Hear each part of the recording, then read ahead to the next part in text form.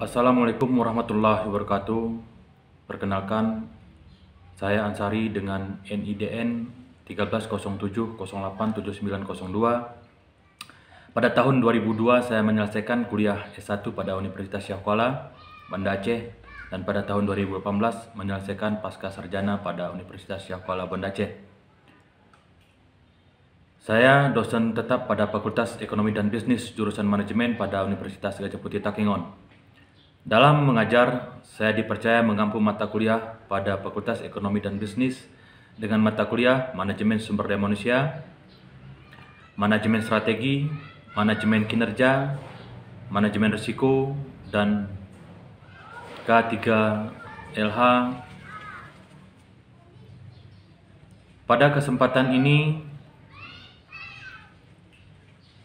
saya akan menyampaikan untuk kerja dosen dalam Tridharma Perguruan Tinggi bidang pengajaran. Adapun tujuan dari pemaparan ini adalah untuk mengikuti salah satu syarat sertifikasi dosen pada tahun 2022.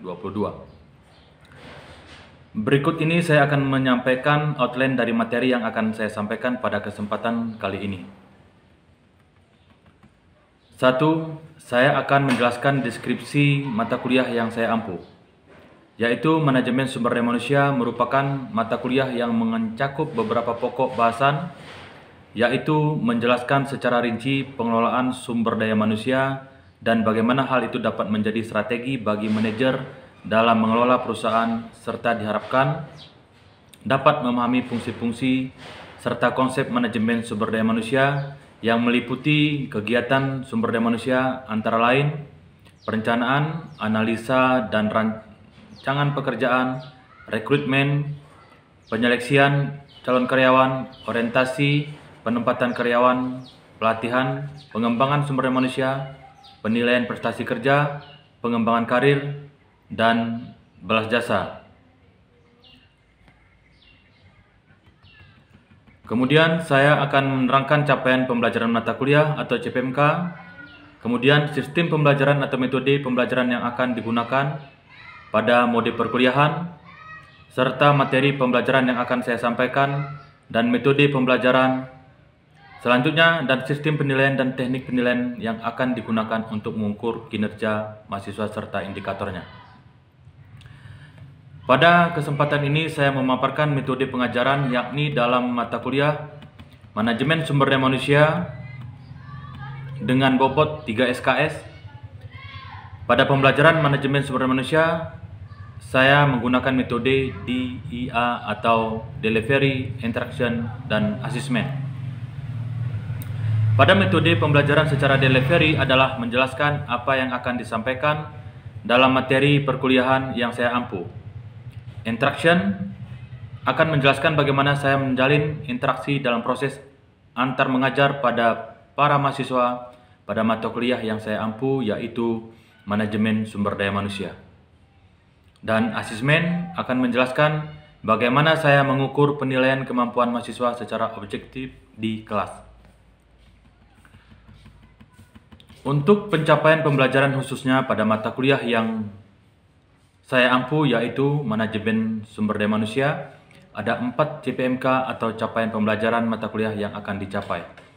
Selanjutnya, CPMK menjadi penting dalam mendukung kelulusan sesuai dengan rencana capaian kelulusan yang diharapkan. Nah, capaian mata kuliah ini sejalan dengan profil kelulusan yang diinginkan akademik. Terdapat 4 CPMK, yaitu yang pertama, menunjukkan sikap bertanggung jawab atas pekerjaan di bidang keahliannya secara mandiri. Yang kedua, menguasai konsep teori dan secara rinci konsep pengelolaan sumber daya manusia.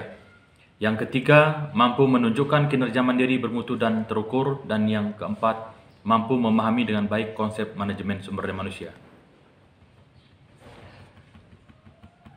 Untuk mencapai CPMK ini, maka CPMK dapat dibagi menjadi 14 sub CPL atau 14 pertemuan, tidak termasuk ujian tengah semester dan ujian akhir semester. Untuk mendukung pembelajaran pada mata kuliah Manajemen Sumber Daya Manusia yang saya ampu, maka dapat dijadikan sebagai referensi pembelajaran adalah buku-buku seperti buku Gary Dessler, Mondi Erwi, dan Irham Fahmi sebagai pendukung, akan ditampilkan berbagai jurnal-jurnal lainnya yang berhubungan dengan mata kuliah yang saya ampu, yaitu mata kuliah Manajemen Sumber Daya Manusia. Tentunya akan disesuaikan dengan perkembangan keilmuan. Dalam kelas di awal perkuliahan, biasanya dalam kontrak pembelajaran saya menganjurkan untuk membaca sebanyak mungkin jurnal-jurnal dan artikel yang berkaitan dengan manajemen sumber daya manusia. Dengan demikian, mahasiswa mampu meningkatkan keilmuannya dan mampu memecahkan berbagai masalah yang akan dibahas di dalam manajemen sumber daya manusia. Untuk mempermudah delivery, saya menyampaikan mata kuliah Manajemen Sumber Daya Manusia pada manusia secara teori dan kerangka, paradigma, serta pemecahan berbagai kasus yang terjadi dalam manajemen sumber daya manusia. Selanjutnya, proses interaksi yang saya lakukan dengan mahasiswa yaitu dengan cara Student Center Learning atau SCL. Metode SCL ini mengedepankan partisipasi aktif dari para mahasiswa dalam proses pembelajaran dan penyampaian mata kuliah dalam kelas. Saya melakukan proses interaksi dengan mahasiswa dengan cara memberikan pertanyaan pada mahasiswa 5 menit setiap awal perkuliahan membahas pertemuan sebelumnya, serta memberikan pertanyaan pada mahasiswa pada saat pembelajaran sehingga saya akan mampu mengetahui kematangan pengetahuan mahasiswa dan dapat melihat perbedaan kemampuan di antara mahasiswa yang mengikuti mata kuliah, serta diskusi-diskusi dan presentasi yang memberikan pengetahuan yang diharapkan dan tingkat pemahaman materi yang disampaikan khusus pada mata kuliah Manajemen Sumber Daya Manusia. Selanjutnya, aspek asesmen, bagaimana saya mampu menilai mahasiswa pada saat mereka dalam kelas, serta memberikan penilaian. Dalam penilaian ini, setiap mahasiswa diharapkan akan memberikan umpan balik terhadap proses pembelajaran manajemen sumber manusia yang dimilikinya selama proses perkuliahan. Sistem penilaian ini dibagi 5 bagian, yaitu kehadiran sebanyak 20%, selanjutnya kuis dengan presentasi 10%, dan pertemuan pertama sampai dengan 16 yang ditetapkan oleh sebelum dan sesudah pembelajaran.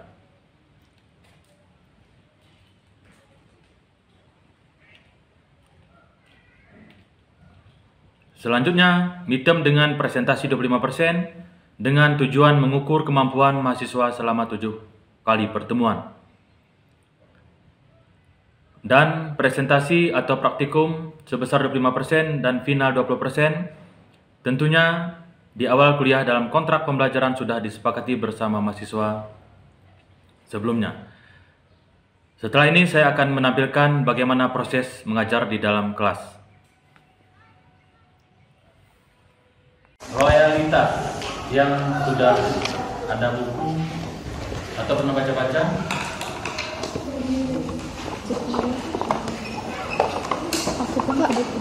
Apa itu loyalitas?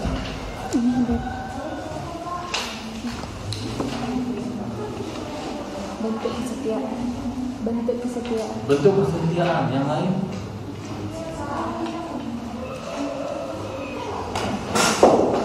Oh, jadi yang diberikan. Ya. Apa? Patuh. Nah, kita sudah memahami bahwa manajemen sumber daya manusia itu bagaimana menciptakan sumber daya manusia yang betul-betul bisa dimanfaatkan atau digunakan dalam sebuah organisasi ataupun perusahaan. Nah, setelah itu kita di dalam organisasi ataupun perusahaan, ternyata karyawan itu harus memiliki loyalitas dan produktivitas. Banyak orang yang beranggapan hari ini selalu kita yang berpikir loyal terhadap perusahaan ataupun pimpinan, ya kan, tapi pimpinan tidak bisa memberikan apapun terhadap bawahan. Nah, dalam artian loyalitas itu adalah apa yang harus dimintakan oleh sebuah perusahaan kita siap memberikan, apakah itu kinerja, kepedulian kita terhadap perusahaan kepada atau organisasi. Nah, sehingga organisasi itu akan memberikan penilaian lebih terhadap karyawan, ya. begitu kan? Tapi karyawan juga kan diukur dari kemampuannya, dari kinerjanya. Nah, tidak mungkin sebuah perusahaan ataupun sebuah organisasi bisa berdiri kuat, berjalan dengan yang diharapkan kalau karyawannya tidak memiliki loyalitas dan produktivitas karyawan. Nah, produktivitas itu apa? Kinerja karyawan yang bisa menghasilkan ataupun ada output kan yang diharapkan oleh perusahaan. Ini semua karyawan masuk ke sebuah perusahaan tapi tidak memberikan dampak apa-apa. Yang ada beban nanti kepada perusahaannya. Apa bebannya? Setiap bulan mengeluarkan gaji ataupun kebutuhan-kebutuhan yang diharapkan oleh karyawan itu sendiri. Nah, jadi dalam hal ini karyawan juga harus memberikan apa yang diharapkan oleh sebuah organisasi ataupun perusahaan itu. Nah, karyawan itu adalah aset di dalam sebuah perusahaan. Aset itu apa aset? Ini sering kita berbicara itu aset saya. Apa itu aset?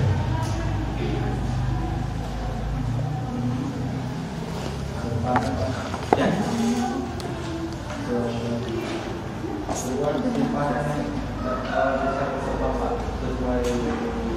Aset itu adalah sesuatu yang sangat berharga, ya. Apalagi sumber daya manusia itu kan aset. Kalau memang ada orang yang misalnya mampu menggerakkan sebuah sistem di dalam perusahaan, terus tiba-tiba hilang, ini perusahaan kan pasti merasa kehilangan. Perlu mencari lagi karyawan yang baru yang sama dengan aset yang sudah hilang itu. Nah, makanya aset adalah sesuatu yang berharga yang harus dikelola oleh sebuah perusahaan sehingga perusahaan itu bisa menuju apa yang diharapkan dan diinginkan. Ya. Nah, demi untuk meningkatkan sebuah bisnis dalam suatu perusahaan dan membantu perusahaan dalam mencapai tujuan. Jadi itulah aset. Kita dianggap aset sebuah perusahaan. Kalau bilang satu, ya pasti kita bilang aset. Dan untuk mencari aset itu harus ada pelatihan, harus ada pembekalan lagi biar sama dengan kawan-kawan yang lain di dalam perusahaan itu. Makanya harus dijaga. Ya, bagaimana kita dikatakan aset? Bagaimana kita mau menjadi karyawan dan dikatakan aset kalau memang kita tidak memiliki apapun? Ya udah keluar kalian gitu kan. Kita masih banyak orang lain yang mampu. Nah, tapi kalau kita misalnya punya kemampuan, punya keahlian, punya kompetensi, terus kita keluar, perusahaan akan secara otomatis akan merasa kehilangan. Mereka akan mencari bibit yang baru. Nah, prosesnya kan nggak segampang yang kita inginkan, ya. Pergantian atau perekrutan karyawan itu nggak segampang yang diinginkan. Keluar satu, ya udah besok kita cari lagi. Bukan seperti itu, kan ada mekanismenya. Ya, karena ada salah satu perusahaan bagaimana sistem merekrut sebuah karyawan itu butuh proses dan butuh biaya besar. Ya. Kita lihat di tempat kita hari ini sudah direkrut, ya berarti perusahaan akan memikirkan operasional penggajian mereka bagaimana. Ya, hilang satu diganti lagi. Nah, misal dalam ruangan ini kita sebagai karyawan semuanya sudah mengetahui apa yang harus kita jalankan sebuah organisasi ini. Tiba-tiba hilang satu orang. Dicari, yang satu itu dicari pasti perlu pembekalan kan? Perlu memberikan pemahaman di apa yang dikerjakan hari ini. Dan sama persepsi. Ya syukur-syukur orangnya bisa cepat tanggap. Kalau sempat daya tanggapnya lama bagaimana? Butuh penyesuaian itu. Ya. Kita lihat di sebuah perusahaan ada magang. Selain dari magang apa lagi? Training itu magang ya? 3 bulan. Ada yang 6 bulan. Cocok dengan kebutuhan perusahaan, direkrut. Nggak cocok. Ya. Berarti nggak direkrut. Dalam inventaris dan sebagainya, aset pengetahuan. Jadi kita harus memiliki pengetahuan. Kita tadi sudah sepakat bahwa kita itu aset, tapi asetnya nggak tahu apa-apa. Ya udah, ya kan? Untuk apa yang dijadikan aset sementara tidak memberikan kontribusi apapun terhadap perusahaan? Nah, kapan itu dijadikan aset? Sama seperti aset yang lain kita bicarakan tadi. Kenapa dia dikatakan aset? Kenapa dia begitu sangat berharga? Karena dia memiliki value. Bisa dia sudah memiliki nilai baru dikatakan aset. Tapi kalau memang enggak, salah satu contoh misalnya ada aset, dan asetnya lahan kita ada 1 hektar, ya kan, kedepannya bisa jadi potensial menurut kita. Nah, tapi yang 1 hektar ini maunya dibeli, nah, apalagi kita yang dikatakan aset, berarti kita memiliki kemampuan, kompetensi, dan skill dan sebagainya yang berhubungan dengan manajemen sumber daya manusia, kan? Nah, manajemen sumber daya manusia itu adalah pengelolaan human resource. Bagaimana cara mengelola sumber daya manusianya? Dan kita dikatakan sumber daya manusia di saat kita sudah memberikan apa yang diharapkan oleh sebuah organisasi atau perusahaan. Nah itu. Nah, tolak ukurnya bisa saja nanti saya selaku pimpinan, bisa saya lihat si A bisa, atau nanti penilaian sendiri apa yang sudah kita berikan terhadap perusahaan atau organisasi. Kalau memang belum ada atau tidak, perbaiki. Walaupun semua itu proses, ya. Bagaimana cara meningkatkan kinerja kita di dalam sebuah organisasi. Oke. Nah, jadi ada beberapa teori, ya. Sangat sederhana. Tadi saya lihat ada beberapa teori terkait dengan manajemen sumber daya manusia itu. Ada Dessler, ada Hasibuan, ada Ilham Fahmi. Tinggal cari bukunya, baca. Mau pakai referensi luar silakan. Apa itu manajemen sumber daya manusia? Ya. Karena manajemen sumber daya manusia itu kan bagaimana cara mengelola orang yang begitu banyak di dalam perusahaan, yang pola pikirnya nggak sama, ya kan nggak sama, tapi bisa menjalankan sebuah sistem di dalam organisasi bisa berjalan dengan yang diharapkan. Apa yang diharapkan itu adalah tujuan bersama. Kita sampaikan ini, yang lain malah pikirnya lain, gitu kan? Mau kita cocokkan si A dengan si B, si C-nya udah mulai lagi berpikir yang lain. Jadi kan susah untuk mengelola itu. Nggak gampang. Lagi secara pemerintahan, nggak bisa ya diatur apa segala macam. Nah, itu yang dihadapi mereka itu sebenarnya. Belum lagi ada sistem-sistem lain yang mengatur terhadap bagaimana manajemen, bagaimana sumber daya manusia itu bisa dikelola dengan baik. Manusia itu kan dikelola, manajemen bagaimana mengelola kita dari kumpulan beberapa orang untuk mencapai tujuan. Nah, apa katanya menurut Dessler? Loyalitas karyawan merupakan sikap emosional yang menyenangkan dan mencintai pekerjaannya. Ada nggak seperti itu sekarang ini? Belum terlihat orang bisa menikmati sebuah pekerjaannya selain dari tanda kutip. Ya kan? Ada nggak yang orang sudah mencintai pekerjaannya? Kalau nggak kerja sakit kepala misalnya, pusing, nggak nyaman ya di rumah.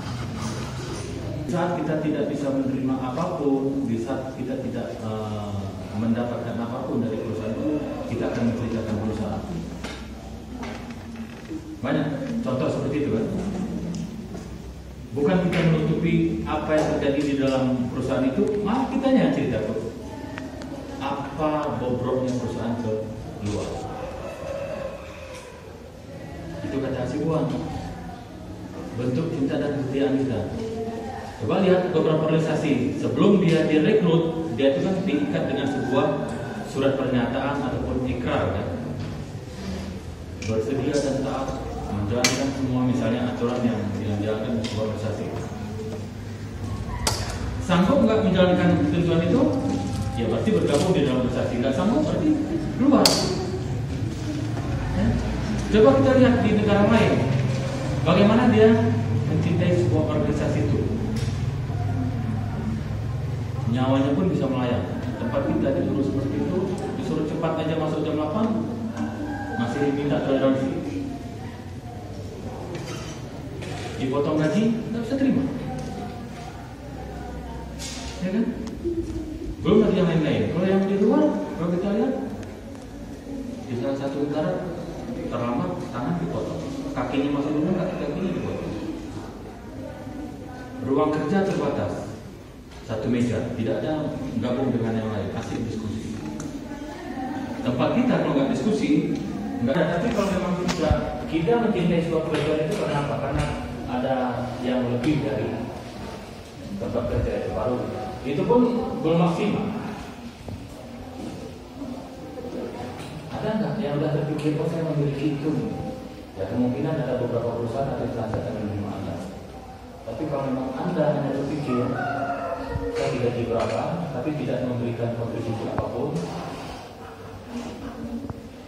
karena saya bilang tadi, sistem seleksi karyawan itu bukan hilang satu besok dicari lain, enggak. Butuh proses.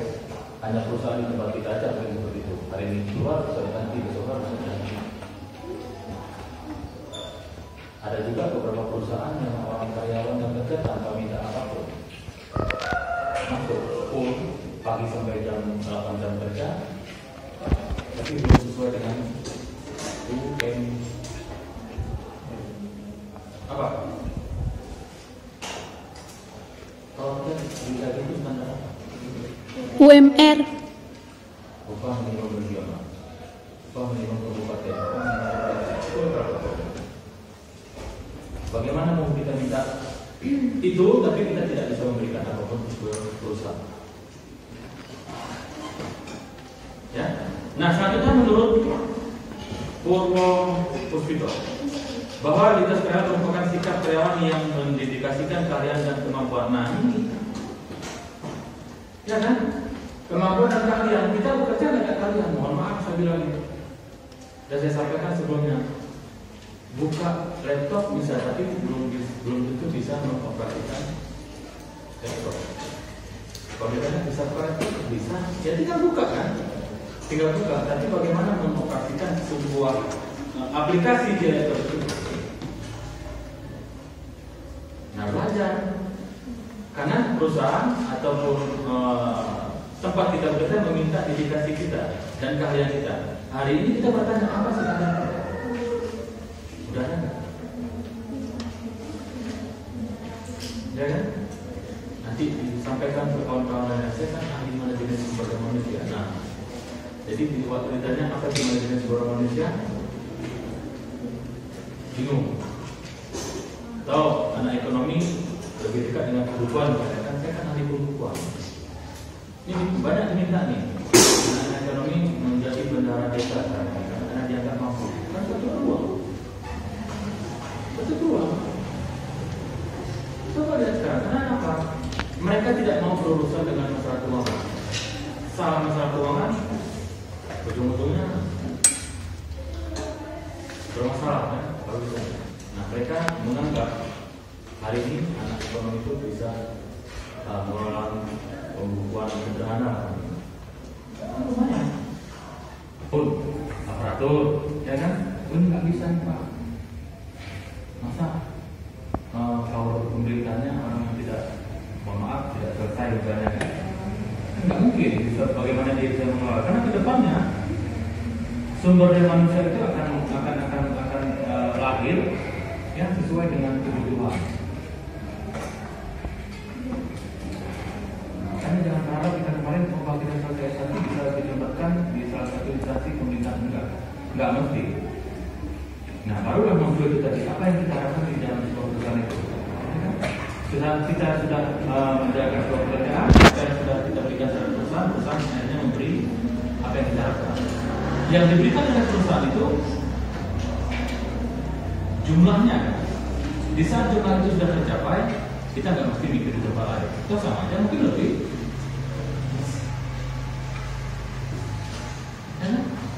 Ternyata lebih jauh, dan berarti kita nggak mencari tempat lain lagi, sudah cukup menurut kita. Tinggal nanti bagaimana mekanisme bekerja itu, apakah tetap atau tidak, yang memberikan jaminan itu selamanya. Oke, selanjutnya menurut Saidan, yang bahwa loyalitas merupakan sikap positif karyawan terhadap kondisi yang terjadi dalam perusahaan, baik mengarah pada kemajuan perusahaan maupun yang mengarah pada penurunan yang merugikan. Nah, ini yang tidak ada peduli yang saya sampaikan tadi. Yang ada urusan internal dan pokok. Ya. Habis itu apa yang menjadi kelemahan di dalam organisasi itu menjadi dasar. Ya bukan karena, ya mungkin saya juga seperti itu. Kenapa? ada sesuatu yang saya harapkan di saat itu tidak tercapai, bisa saja kan? Kalau saya punya mulut bercerita.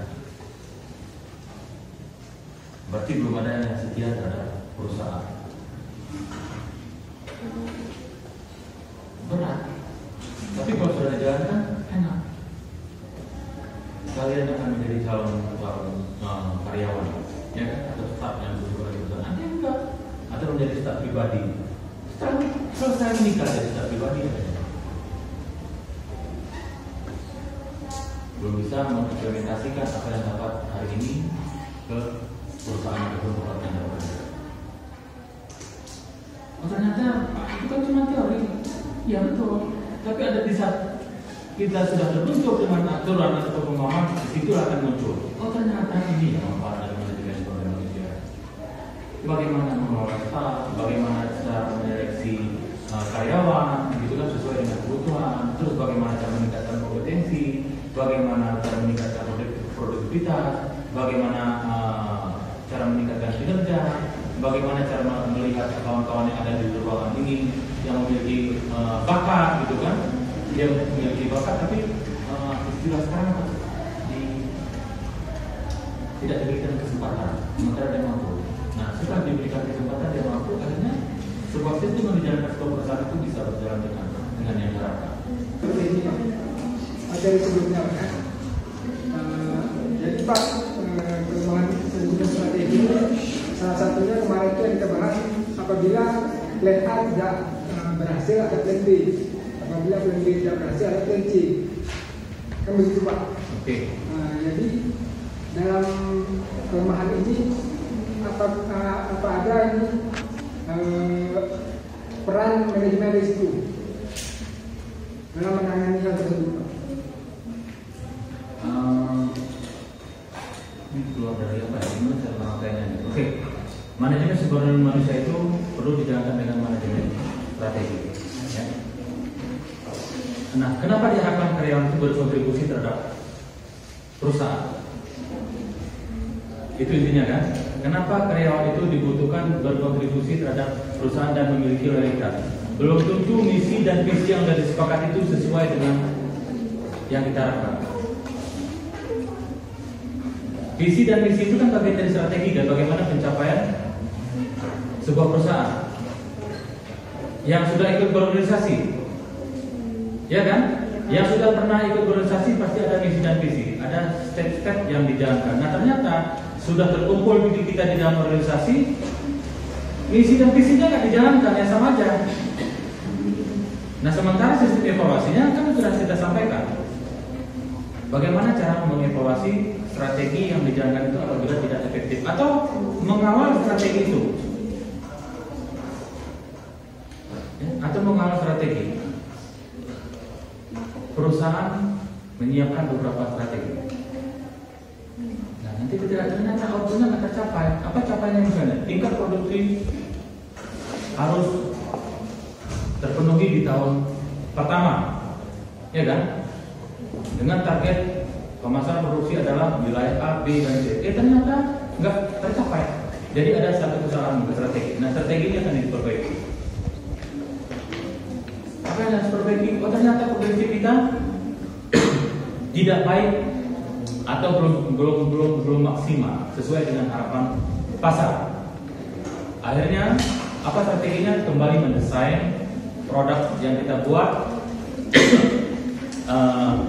memperbaiki kualitas dari produksi yang kita buat sehingga kedepannya itu bisa akan tercapai. Jadi plan itu kan bukan, perencanaan itu bukan baku kan. Seiring dengan proses berjalannya waktu ternyata itu bisa berubah. Kenapa? Setiap kita mendengar sebuah produktivitas itu kan memerlukan biaya, waktu dan biaya. Bagaimana kalau memang itu tidak ada titik kembalinya ke kita?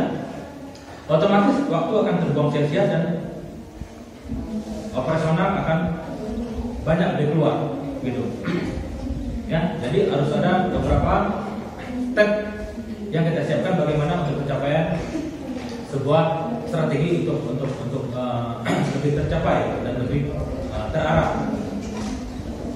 Oke, yang lain ada?